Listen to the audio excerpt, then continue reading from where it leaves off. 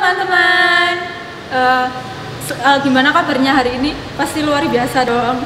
Sebelum kita memulai ibadah kita hari ini, mari kita berdoa. Mari teman-teman kita bersatu dalam doa. Selamat siang Yesus, terima kasih ya Bapak buat kasih-Mu ya Bapak. Engkau telah membolehkan kami untuk menghirup udara hari ini ya Bapak. Terima kasih Yesus, dari kami bangun tidur sampai memulai ibadah hari ini Bapak. Terima kasih Yesus, sebentar lagi kami akan memulai ibadah remaja hari ini. Kiranya Engkau berkati dari awal, pertengahan hingga akhir ya Bapak. Berkati yang MC, musik, membawa firman-Nya Yesus, sehingga apa yang kami ibadah hari ini dapat kami tanam di hati kami dan dapat kami lakukan sepanjang hari. Kami patahkan segala kuasa iblis yang akan mengganggu ibadah kami hari ini. Terima kasih ya Bapak, di dalam nama Tuhan Yesus kami sudah berdoa dan mengucap syukur. Haleluya, amin. Untuk memulai ibadah kita hari ini, kita mau berdiam diri di hadapan Tuhan. Kita angkat pujian Ajarku Berdiam.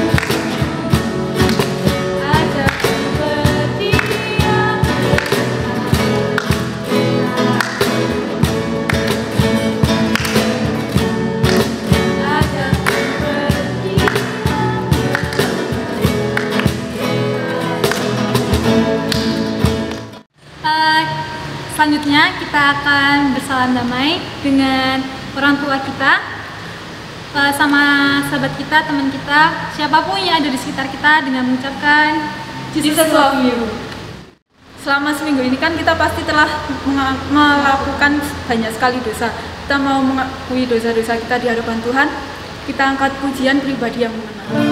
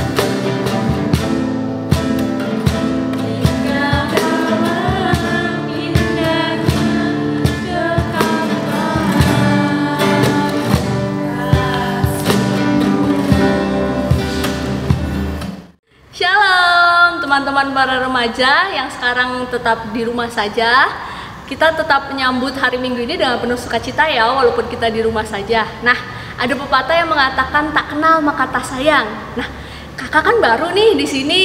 Yuk kita kenalan. Perkenalkan, nama kakak Kak Claudia. Kakak mahasiswa lulusan Universitas Kristen Duta Wacana. Nah, selama kurang lebih 6 bulan sampai Februari akhir nanti, kakak akan melayani di tempat ini. Nah, oke. Sekian perkenalan dari kakak. Sekarang kita akan memulai ibadah kita. Ibadah kita pada minggu ini diberikan tema menjaga ruang yang aman. Nah, kira-kira apa sih yang akan dibahas dalam ibadah kali ini? Sebelum kita memulai ibadah, marilah kita mengawalinya dengan berdoa. Mari kita berdoa. Puji syukur kehadirat-Mu Tuhan. Terima kasih pada pagi hari ini, walaupun kami masih harus di rumah saja, walaupun kami masih harus ibadah tidak bertatap muka dengan teman-teman kami, tetapi kami bersyukur Tuhan atas kesehatan yang masih Engkau berikan. Tuhan, sebentar lagi kami akan memulai ibadah kami. Tolong siapkan hati maupun pikiran kami agar kami tetap tertuju kepadamu ya Tuhan. Dan apa yang disampaikan dalam firman-Mu nanti, semoga kami pun dapat melakukannya dalam kehidupan kami. Hanya di dalam nama Tuhan Yesus kami telah berdoa. Amin. Nah, teman-teman, tadi temanya adalah menjaga ruang yang aman. Kita akan membahasnya di dalam Ulangan 15 ayatnya yang ke-7 sampai ke-11. Kakak akan bacakan untuk kita semua ya. Ulangan 15 ayatnya yang ke-7 sampai ke-11. Jika sekiranya ada di antaramu seorang miskin, salah seorang saudaramu di dalam salah satu tempatmu, di negeri yang diberikan kepadamu oleh Tuhan Allahmu, maka janganlah engkau menegarkan hati ataupun menggenggam tangan terhadap saudaramu yang miskin itu, tetapi engkau harus membuka tangan lebar-lebar baginya dan memberikan pinjaman kepadanya dengan limpahnya, cukup untuk keperluannya seberapa ia memerlukan. Hati-hatilah supaya jangan timbul di dalam hatimu pikiran dursila demikian. Sudah dekat tahun ke-7, tahun penghapusan hutang, dan engkau menjadi kesal terhadap saudaramu yang miskin itu, dan engkau tidak memberikan apa-apa kepadanya. Maka ia berseru kepada Tuhan tentang engkau, dan hal itu menjadi dosa bagimu. Engkau harus memberikan kepadanya dengan limpahnya, dan janganlah hatimu berduka cita apabila engkau memberi kepadanya, sebab oleh karena itulah Tuhan Allahmu akan memberkati engkau dalam segala pekerjaanmu dan dalam segala usahamu. Sebab orang-orang miskin tidak hentinya akan ada di dalam negeri itu. Itulah sebabnya aku memberi perintah kepadamu demikian. Haruslah engkau membuka tangan lebar-lebar bagi saudaramu yang tertindas dan yang miskin di negerimu itu. Nah, teman-teman, beberapa hari yang lalu kakak sempat menonton acara televisi, tepatnya di net. Nah, salah satu program di net ada yang bernama Like It. Nah, kira-kira teman-teman tahu nggak ya program ini? Kalau ada yang belum tahu, kakak akan coba menjelaskan. Like It ini sekilas mirip atau serupa dengan acara yang terlebih dahulu sudah tayang, tetapi di Trans 7, yaitu On The Spot. Mereka sama-sama membahas tentang ilmu pengetahuan atau membahas tentang sesuatu yang mengagumkan atau membahas sesuatu hal yang tidak kita ketahui sama sekali, sehingga kita mengetahui, sehingga kita terhibur oleh acara tersebut. Nah, Like It dan On The Spot hampir-hampir sama teman-teman. Nah, ketika kakak menonton acara tersebut, kakak lupa tepatnya kapan, tetapi Like It ini membahas tentang beberapa negara yang termasuk dalam survei negara yang dermawan.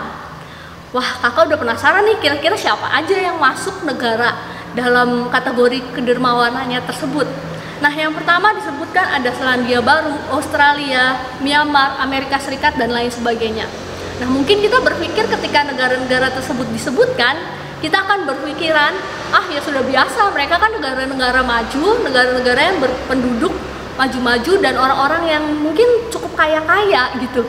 Sudah biasa bagi kita. kalau mereka yang dianugerahkan kekayaan tersebut dan dianugerahkan sebagai negara-negara maju memiliki kedermawanan terhadap sekeliling mereka.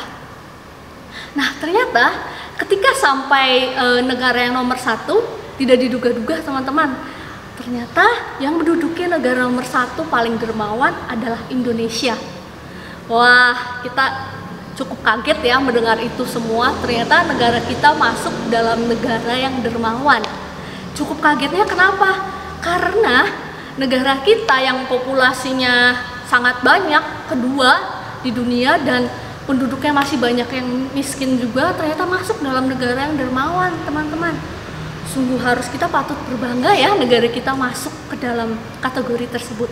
Nah, ternyata survei ini tidak sembarangan, teman-teman. Mereka dikatakan di situ meneliti selama kurang lebih 10 tahun lamanya. Wah, itu berarti penelitian yang bukan sembarangan ya, teman-teman. Bagi teman-teman yang sekolah, pasti ketika membuat paper atau penelitian, kita meneliti beberapa hari saja sudah cukup melelahkan, kita sudah cukup capek untuk mencari narasumber. Nah, ini 10 tahun dilakukannya, teman-teman. Sehingga kita sudah bisa menduga ya, penelitian ini bukan main-main adanya. Dikatakan penelitian tersebut dari 2009 sampai 2019. Nah, kurang lebih selama itu, kalau salah kalian boleh cek masing-masing ya, teman-teman. Tapi sayangnya ketika mendengar kabar, mendapatkan berita tersebut, Indonesia menduduki negara yang paling dermawan. Sayang sekali nih teman-teman, kita juga harus menerima kenyataan. Menurut salah satu profesor di Universitas Kristen Duta Wacana Yogyakarta, yaitu JB Bono Wiratmo, beliau mengatakan dalam bukunya Petruk dan Mea, Lakon Liberatif, beliau mengatakan setiap harinya 24.000 orang terbunuh oleh karena kelaparan. Angka yang cukup besar, teman-teman. 24.000 itu harus meninggal begitu saja karena hal yang sepele, hanya karena kelaparan, teman-teman. Nah, padahal dikatakan juga dalam bukunya tersebut sebanyak 3,5 miliar ton makanan itu terbuang setiap harinya dengan percuma. Wah, 24.000 dibandingkan 3,5 miliar ton itu tidak setara ya. Kira-kira kalau makanan yang terbuang tersebut tidak terbuang dengan sia-sia, maka akan dapat mencukupi kekurangan orang-orang yang 24.000 tersebut. Sayangnya teman-teman, makanan tersebut harus terbuang dengan sia-sia saja. Tanpa kita sadarin, kita juga masih demikian, teman-teman. Ketika kita makan bersama teman-teman kita atau bersama keluarga kita, ketika kita kekenyangan, kita kadang lupa nih menyisakan makanan dan akhirnya terbuang begitu saja. Atau ketika kita disuruh makan, kita tidak suka makanannya dan kita membuang begitu saja. Nah, kita hari ini akan belajar dalam bacaan kita tadi, Ulangan 15 ayatnya ke-7 sampai 11, bagaimana sih caranya bermurah hati dan benar-benar dermawan. Dalam bacaan kita tadi dikatakan bangsa Israel harus bermurah hati dengan bangsa-bangsa lain dengan kemiskinan yang ada di depan mereka. Nah, kita tahu teman-teman, pada saat itu bangsa Israel baru saja keluar dari perbudakan Mesir dan dituntun oleh Tuhan menuju tanah perjanjian. Kira-kira mereka mendapatkan banyak sekali anugerah dari Tuhan. Ketika dalam perjalanan mereka, kita tahu ceritanya, mereka diberkati Tuhan melalui roti mana, burung puyuh, makanan mereka dicukupkan oleh Tuhan. Dan ketika mereka siang kepanasan dan malam kegelapan, Tuhan pun mencukupkan mereka dengan tiang awan dan tiang api. Nah, ketika mereka sudah diberikan kemurahan oleh Tuhan, pada saat itu mereka pun diajak oleh Tuhan untuk bermurah hati. Nih, lihat nih, di depan kalian masih banyak orang-orang yang miskin, masih banyak orang-orang yang kekurangan. Maka dari itu Tuhan mengajak bangsa Israel dalam ayatnya yang ke-7 untuk membuka tangan mereka lebar-lebar. Dan kemiskinan itu akan selalu ada, teman-teman, dikatakan dalam ayatnya yang ke-11. Maka Tuhan mengajak mereka untuk melakukan 3 hal. 3 hal itu, yang pertama adalah bermula dari hati. Terdapat dalam ayat 7 dan 8 dikatakan, janganlah engkau menegarkan hati dan menggenggam tangan. Maksudnya apa, teman-teman? Di sini adalah menegarkan hati sama dengan apatis atau tidak peduli sama sekali dengan sekeliling kalian. Jangan sampai karena kalian kebutuhannya sendiri dianggap masih kurang, sehingga kalian lebih mementingkan diri kalian sendiri, tidak mempedulikan yang di sekeliling kalian. Nah, Tuhan mengajak mereka, yuk sama-sama lihat yuk di depan kalian masih banyak loh yang miskin. Cobalah buka tangan kalian, jangan menggenggam tangan kalian. Nah, jangan menggenggam tangan kalian maksudnya adalah untuk mengulurkan tangan kalian atau memberikan bantuan kepada orang-orang di sekitar mereka. Seperti itu. Yang pertama, bermula dari hati. Dimulai dari hati, yuk kita buka hati kita lihat sekeliling kita dan ulurkanlah tangan kita. Yang kedua adalah bertanggung jawab. Dan dalam ayatnya ke-8 dikatakan mereka sudah menerima kemurahan Allah. Nah, sekarang saatnya mereka bertanggung jawablah atas kemurahan Allah tersebut. Mereka bertanggung jawab dengan meminjamkan kepada orang-orang sekitar mereka. Loh, Kak, kok meminjamkan tok, tidak memberi? Kenapa? Nah, disinilah yang dimaksudkan dengan tema kita hari ini, menjaga ruang yang aman. Bagaimana meminjamkan dengan menjaga ruang yang aman? Maksudnya adalah ketika mereka, orang-orang di sekitar mereka yang miskin, yang kesusahan, diberi, nantinya mereka akan keenakan, mereka akan nyaman, dan mereka akan tidak berusaha nantinya, mereka hanya akan menodong, menagih, dan meminta lagi terus-terusan. Nah, di sini Tuhan maksudkan menjaga ruang yang aman adalah kita meminjamkan agar mereka berpikir, bagaimana ya nanti saya akan mengembalikan uang tersebut. Mereka akan berusaha mencari penghasilan atau mengelola uang yang dipinjamkan tadi. Nah, inilah yang dimaksudkan menjaga ruang yang aman. Lalu yang ketiga adalah janji. Janji apa yang dimaksudkan? Teman-teman, kita tahu bangsa Israel baru saja keluar dari perbudakan dan dituntun Tuhan menuju tanah perjanjian. Bukan berarti mereka langsung dilimpahkan serba kaya raya, serba berkecukupan. Tidak, teman-teman. Bangsa Israel juga baru keluar dari perbudakan. Mereka juga mungkin hanya membawa bekal seadanya saja dan banyak menerima kemurahan Tuhan. Maka mereka pun merasa, oh iya, saya sudah cukup nih, saya sudah dikasihi Tuhan, saya sudah diberikan kemurahan oleh Tuhan, saatnya saya sekarang yang membalas kemurahan Tuhan tersebut. Nah, di sini mereka membalasnya dengan tadi membuka tangan mereka, mengulurkan tangan mereka, memberikan pinjaman.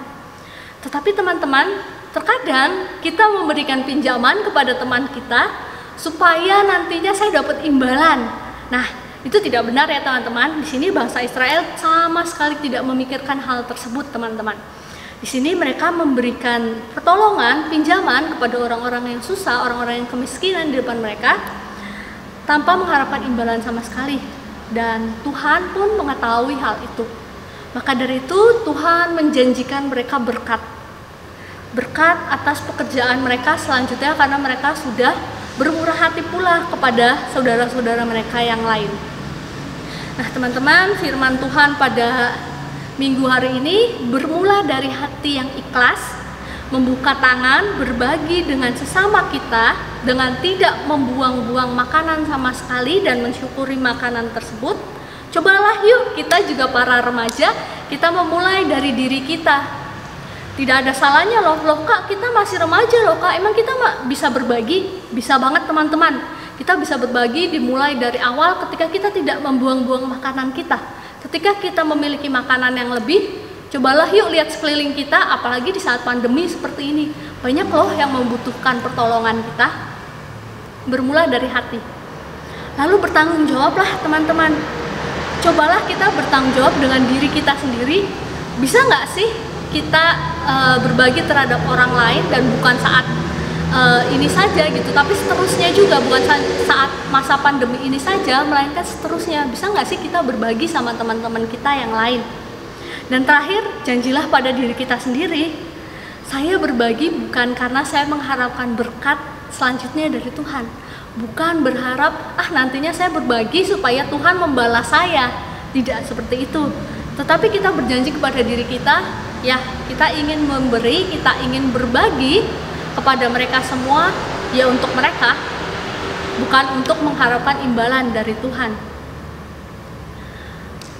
Terakhir, kita semua diajak untuk membuktikannya dengan cara yang nyata dalam kehidupan kita semua.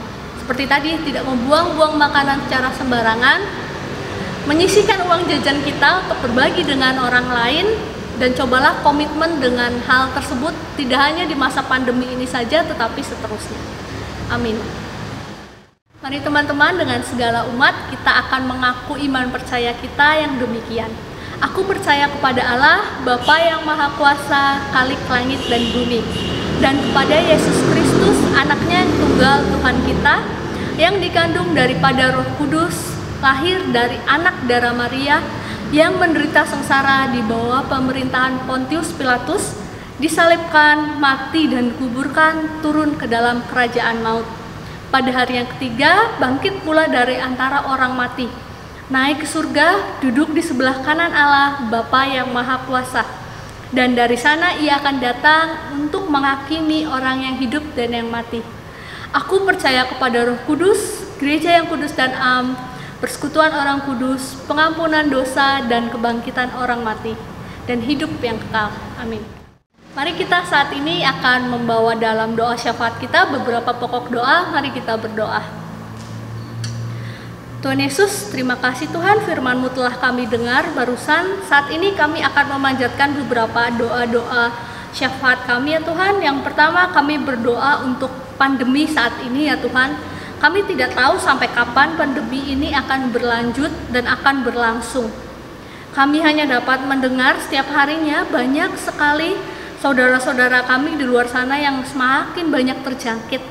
Tuhan, tolong bantu kami Tuhan untuk dapat menghadapi pandemi ini. Biasakan kami untuk selalu mencuci tangan atau memakai masker, atau membiasakan diri untuk diam saja di rumah Tuhan. Ajarkan kami untuk tetap taat menuruti protokol-protokol kesehatan yang sudah diterapkan Tuhan. Dan kami juga berdoa untuk para garda terdepan kami, para dokter-dokter yang masih berjuang saat ini Tuhan untuk melawan pandemi ini. Bantulah mereka ya Tuhan. Kami juga saat ini berdoa untuk gereja kami dan para teman-teman remaja kami yang harus tetap beribadah di rumah saja Tuhan. Mampukan kami ya Tuhan untuk melewati ini semua, walaupun kami tidak dapat bertemu dengan teman-teman kami, tetapi kami dapat mengucap syukur karena kami tetap sehat, tetap aman walaupun kami di rumah saja.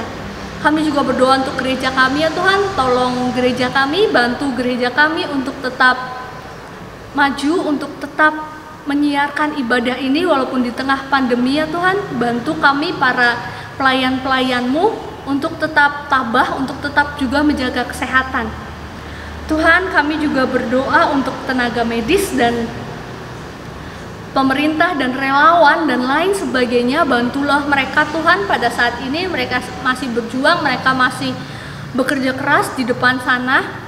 Tolong bantu mereka, kuatkan mereka, mampukan mereka Tuhan untuk melawan virus ini bersama-sama. Tuhan, kami juga berdoa untuk sekolah dan orang tua kami. Kami tahu Tuhan sekarang proses belajar mengajar kami harus dilakukan secara online. Kami tahu Tuhan ini sangat sulit bagi guru-guru kami, bagi murid-murid lainnya maupun bagi orang tua kami Tuhan. Banyak sekali kebutuhan yang harus kami keluarkan juga, berupa kuota, berupa pulsa dan lain sebagainya. Tapi tolong bantu kami Tuhan agar kami tetap belajar di tengah pandemi ini. Mampukan guru-guru kami untuk bisa mengajar kami. Berikan mereka kesabaran, berikan mereka pengetahuan, dan berikan mereka berkat-Mu ya Tuhan. Berkati juga usaha orang tua kami Tuhan yang mungkin saat ini menemui kesulitan di depan sana.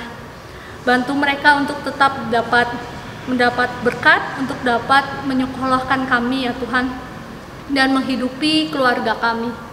Tuhan, inilah seru doa kami ya Tuhan, yang kami panjatkan hanya di dalam nama Tuhan Yesus Kristus. Amin. Sekalipun kita di rumah saja, jangan sampai hal ini menghalangi kita untuk selalu memberi yang terbaik pada Tuhan. Dalam masa pandemi ini kita dapat memberi persembahan dengan dua cara, yaitu teman-teman mengumpulkan persembahan dalam amplop tertutup yang dikumpulkan di rumah setiap minggunya, dan kemudian dapat kita serahkan ke gereja saat kelak keadaan sudah membaik. Yang kedua, melalui transfer ke rekening BCA nomor 15402650000 atas nama Iniarti Gunadi. Selanjutnya untuk mengiringi persembahan kita akan mengangkat pujian Sungai Sukacitamu.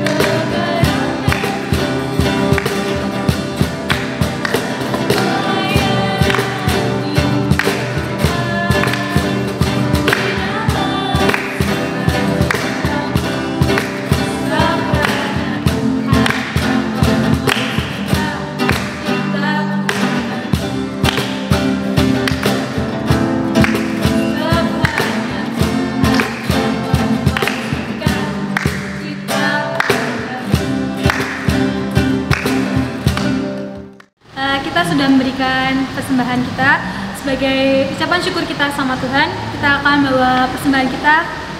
Mari kita bersatu dalam doa. Terima kasih ya Bapak, Engkau telah memberkati ibadah kami ya Yesus dari awal pertengahan. Kami sudah memberikan sedikit ya Bapak dari ucapan syukur kami. Kiranya apa yang kami berikan bisa berguna bagi gereja Bapak, sehingga bisa memperluas kerajaan-Mu. Terima kasih ya Bapak, di dalam nama Yesus kami sudah berdoa dan mengucap syukur. Ya, amin. Ayat berkat untuk minggu ini diambil dari Roma 13 ayat 10.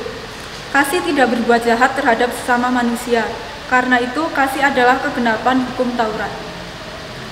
Untuk menutup ibadah kita hari ini, mari kita angkat pujian bersorak-sorai.